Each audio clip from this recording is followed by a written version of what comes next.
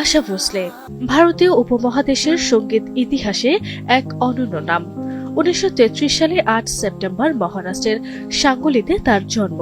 শৈশব থেকে সঙ্গীতের প্রতি তার গভীর আগ্রহ ছিল, যা পরবর্তীতে তাকে ভারতীয় চলচ্চিত্র সঙ্গীতের অন্যতম সফল প্লেব্যাক গায়িকা হিসেবে প্রতিষ্ঠিত করে। আশা ভোসলে মূলত বলিউড চলচ্চিত্রে প্লেব্যাক গান গেয়ে খ্যাতি অর্জন করেন। তার কণ্ঠের বৈচিত্র্য, আবেগ এবং অসাধারণ নিয়ন্ত্রণ তাকে অন্যান্য শিল্পীদের থেকে আলাদা করে তোলে। তিনি রোমান্টিক, দুঃখের, কেবারে, পপ এবং ক্লাসিক্যাল সহ সব ধরনের গানে সমান দক্ষতায় পরিচয় দিয়েছেন। তার ক্যারিয়ার শুরু হয় 1940-এর দশকে, কিন্তু 1960 থেকে 1980-র দশক ছিল তার স্বর্ণযুগ। এই সময় তিনি হাজার হাজার গান রেকর্ড করেন এবং বহু জনপ্রিয় চলচ্চিত্রে কণ্ঠ দেন। বিশেষ করে সঙ্গীত পরিচালক R.D. বর্মনের সঙ্গে তার জুটি ভারতীয় সঙ্গীতকে নতুন উচ্চতায় নিয়ে যায়। আশা ভোসলে তার অসাধারণ আবেদনের জন্য বহু পুরস্কারে ভূষিত হয়েছেন।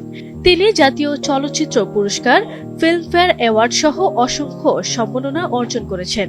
হিন্দি ভাষা ছাড়াও তিনি 20টি ভারতীয় ও বিদেশি ভাষায় গান গেয়েছেন। দীর্ঘ কর্মজীবনে তিনি 12,000-এরও বেশি গান গেয়েছেন। 2011 সালে Guinness book of world records তাকে সর্বাধিক সংখ্যক গান রেকর্ডকারী হিসাবে ঘোষণা করে। তিনি শুধু বলিউডে সীমাবদ্ধ থাকেননি, বরং আন্তর্জাতিক পর্যায়েও তার কণ্ঠের পরিচিতি রয়েছে। তার গাওয়া কিছু গান বিদেশেও জনপ্রিয়তা পেয়েছে এবং তিনি বিভিন্ন দেশে লাইভ পারফরম্যান্সও করেছেন। তিনি 2টি জাতীয় চলচ্চিত্র পুরস্কার, 18টি মহারাষ্ট্র রাজ্য চলচ্চিত্র পুরস্কার, 4টি বাংলা চলচ্চিত্র সাংবাদিক সমিতি পুরস্কার, আজীবন সম্মাননা সহ 9টি ফিল্মফেয়ার পুরস্কার অর্জন করেছেন এবং 2টি গ্র্যামি পুরস্কার মনোনয়ন লাভ করেছেন। এছাড়া তিনি 2018 সালে বঙ্গবিভূষণ, 2021 সালে মহারাষ্ট্র ভূষণ পদকে ভূষিত হন। আজও তিনি সঙ্গীত প্রেমীদের কাছে এক অনুপ্রেরণার নাম। বয়স বাড়লেও সঙ্গীতের প্রতি তার ভালোবাসা ও সক্রিয়তা তাকে বিশেষভাবে আলোকিত করে রেখেছে। নতুন প্রজন্মের শিল্পীরাও তার কাছ থেকে অনুপ্রেরণা গ্রহণ করেন।